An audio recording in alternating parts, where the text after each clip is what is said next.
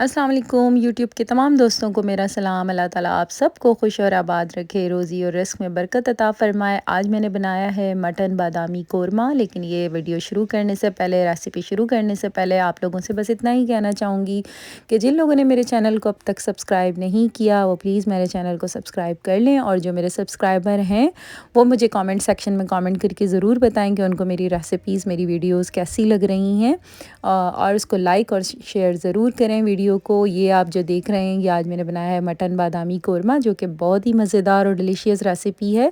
आप जब बनाएंगे आपको तभी पता चलेगा कि ये कितनी मज़ेदार रेसिपी है। इसके लिए जो मैंने सबसे पहले चीज़ ली है वो मैंने लिया है मटन।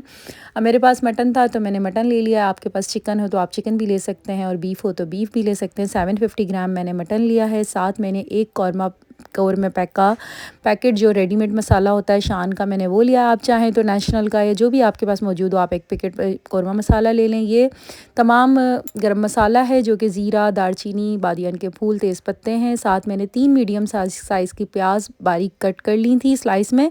और 2 टेबल स्पून इसके अंदर मैंने डाला है पिसा हुआ खोपरा।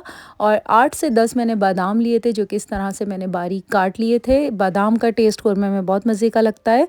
और 2 टेबल स्पून मैंने इसके अंदर लिया है अदरक लहसुन। और दही मैं सबसे एंड में ऐड करूँगी। इसके लिए आपको चाहिए कि वीडियो एंड तक देखें ताकि आपको रेसिपी इजी तौर पे समझ आ सके।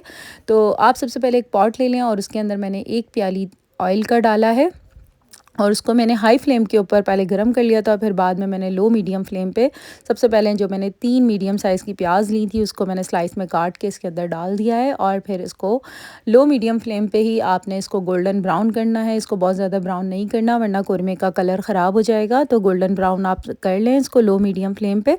और फिर इसको एक आप अखबार पे या फिर जो आपके पास टिश्यू पेपर जो भी चीज़ अवेलेबल हो आप उसके ऊपर ये सारी प्याज निकाल लें और फिर इसको फैला कर रख दें। जब ये प्याज आप यानी कि फैलाने का मकसद ये है कि ये फिर आपने इसको बाद में चूरा करनी है तो पहले आप इसको फैला के रख दें। और फिर इसी ऑयल में गरम मसाला जो कि मैंने आपको अभी साबुत गरम मसाला बताया जिसमें बादियान के फूल हैं और तेज़ पत्ते हैं, ज़ीरा है, लौंग है, दालचीनी है और बड़ी इलायची, छोटी इलायची, ये सारे आपने इसके अंदर डाल देने हैं। खुशबू आने तक इसको पकाना है। और फिर इसमें मटन ऐड कर देना है। आपके पास बीफ हो तो बीफ ऐड कर दें, चिकन हो तो जो भी आपके पास गोश्त अवेलेबल है वो आप इसके अंदर ऐड कर दें। मटन का थोड़ा सा ये होता है कि इसके अंदर थोड़ी स्मेल होती है तो इसको पका यानी कि भूनना अच्छी तरह पड़ता है क्योंकि फिर इसकी स्मेल रह जाए तो वो मज़ा नहीं आता रेसिपी में, डिश में। तो आपने इसको पहले 3 से 4 मिनट गरम मसाले के साथ भून लेना है। और जब ये थोड़ा सा कलर इसका चेंज हो जाएगा तो हमने सबसे पहले मैंने इसके अंदर डाला था अदरक लहसुन जो कि 2 टेबल स्पून अदरक लहसुन है। इसको आप डाल के 3 से 4 मिनट इस मसाले गोश्त को अदरक लहसुन के साथ पकाना है। और फिर साथ ही इसके सारे मसाले आपने ऐड कर देने हैं जिसमें कौरमा मसाले का एक पैकेट है। और साथ मैंने 8 से 10 बादाम लिए थे वो भी आपने बारीक कट करके इसके अंदर डाल देने हैं। और साथ ही जो 2 टेबल स्पून मैंने आपको खोपरे के बताए थे पिसा हुआ खोपरा वो भी आपने इसके अंदर ऐड कर देना है। और इसको 7 से 8 मिनट तक भूनने के बाद इसको गलने के लिए रख देना है। दही सबसे आखिरी स्टेज पे हम शामिल करेंगे क्योंकि अगर दही पहले डाल दिया तो गोश्त थोड़ा देर से गलता है तो दही हम एंड में ही ऐड करेंगे। तो 7 से 8 मिनट के बाद भूनने के बाद आपने इसके अंदर 1 गिलास पानी शामिल कर देना है कि गोश्त इजीली गल जाए।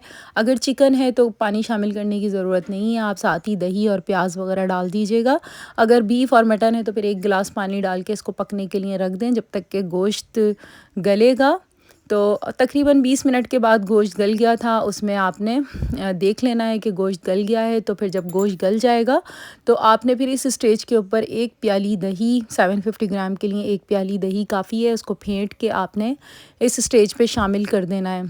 और फिर हमने दही के साथ इस सारे मसाले को भूनना है तकरीबन 10 से 15 मिनट जब तक कि इसका ऑयल अलग नहीं हो जाएगा। तब तक इसको मसाले को अच्छी तरह से भूनना है। तो ये है कि ये जो आप स्टेप्स हैं साथ फॉलो करते जाएंगे तो ये बहुत अच्छा दानेदार कौरमा बनेगा। और अगर आप मुझसे कुछ पूछना चाहते हैं तो मुझे कमेंट सेक्शन में कमेंट करके पूछ भी सकते हैं। तो ये आप देख सकते हैं, ये देखें अभी इसके अंदर थोड़ा पानी है। आपने इसको तकरीबन 15 से 20 मिनट भूनने में लगेंगे। ये भुन गया है कौरमा।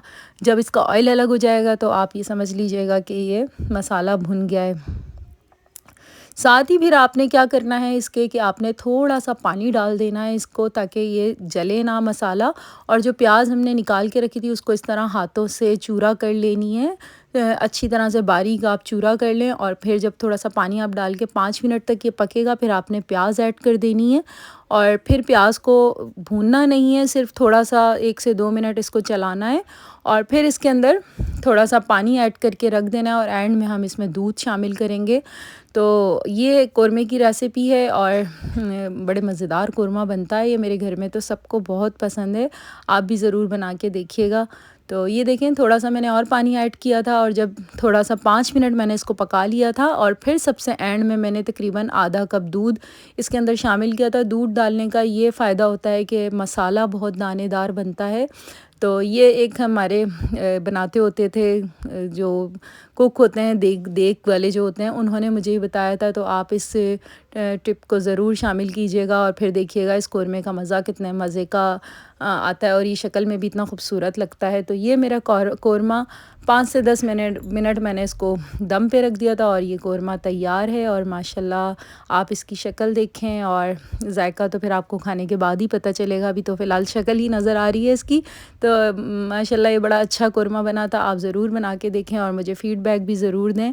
इंशाअल्लाह ताला फिर मैं आपके साथ नई रेसिपी में हाज़िर होंगी, नई एक्सप्लोरिंग के साथ। तब तक के लिए मुझे इजाज़त दें। अल्लाह हाफ़िज़।